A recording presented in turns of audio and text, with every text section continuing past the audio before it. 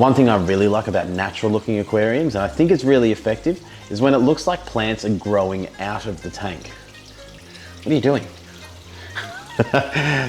Today we are talking about one of my favorites, the Pothos Devil's Ivy.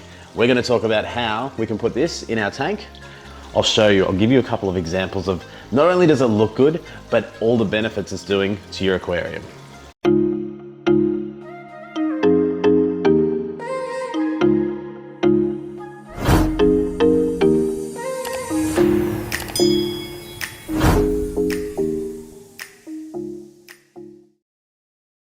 So my wife bought me this the other day because I keep talking about how I want more pothos in the fish room, and every time I grow it out and do a really good job with it, she seems to think it's better suited to a potted plant inside, which isn't a problem. I like being around plants inside as well, but I need more of these in my fish room. So where can you get pothos? It's extremely common. You can get it at Bunnings or the big green shed, we call it down here. So your local hardware store and that sort of thing. This was $15. Probably a little bit pricey for one, but it will grow pretty quick, and it will probably give me a couple of plants as long as I get in there and propagate it properly. And now it's time for propagation information with Josh.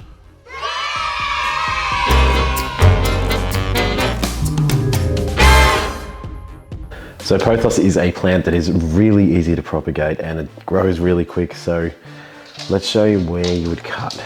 Now, if you cut just here and then here, you take that bit and you would replant it. You can put it in a bowl of water or a vase just full of water, or as we're going to do, in a fish tank. And then you can cut down here and you throw that bit away and cut there, and there's another plant. So you can continue to do that. Contrary to popular belief, the end is not always the best bit to propagate. We're going to take this outside. I'm going to pull all the dirt off it and show you the root structure and see if we can get more than one plant out of it.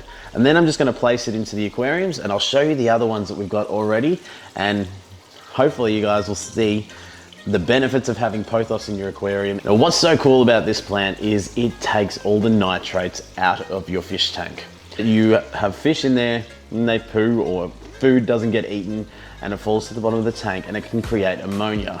Then there's bacteria, as long as your tank is cycled, that can convert that ammonia into nitrites and then into nitrates. Nitrates can then be taken by the plants out of your aquarium. So not only is it going to look good, it's also going to help as a filter for your aquarium. I've seen a lot of YouTubers actually put this directly into their hang-on back filters, and they can use it as instead of a sponge, or they just use it as well as their filter media.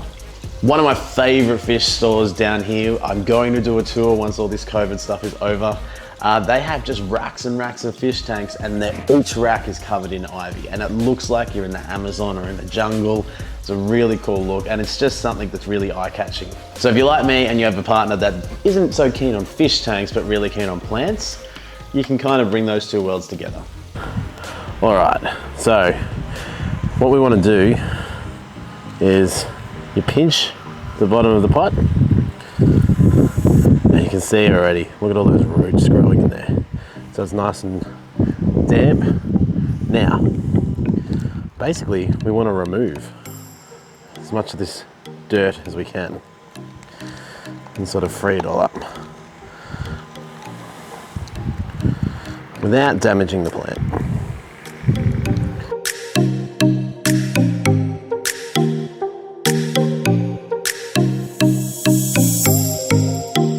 Now I am covered in dirt. Success. I'm going to wash this off, and then we'll go and chuck it in the goldfish tank, and because we want to get a fair bit more going through that goldfish tank. Another good thing and a good recommendation for goldfish tanks is goldfish produce a lot of ammonia. So does that sailfin pleco that I have in there. So this is another thing that's going to be feeding off that.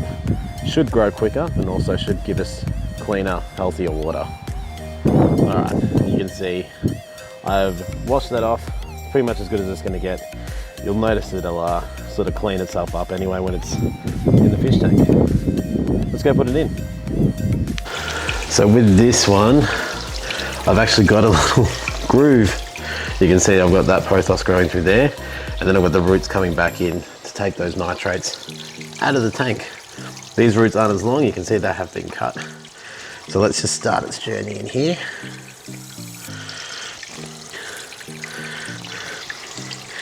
Get that nice sort of popping over the back.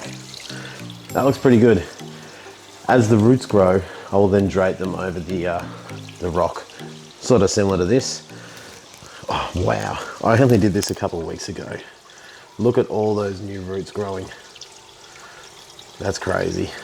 A, because it's more beneficial doing it that way, but B, it looks a bit more natural. When you look at rivers and banks, you'll see plants growing on the side of a river, and the roots will usually be around a rock or around another log or whatnot, trying to get the nutrients out of the water.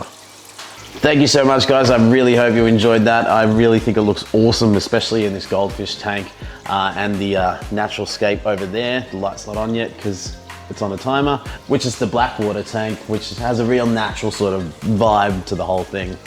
You can see it's super easy. Just head down to the hardware store, grab one, get all the dirt off it, clean the roots, and then put it straight into your fish tank.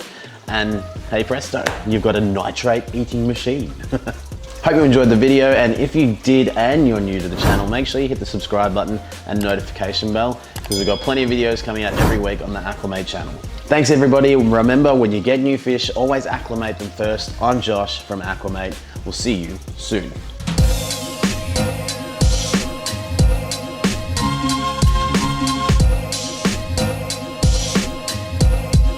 What a wonderful world.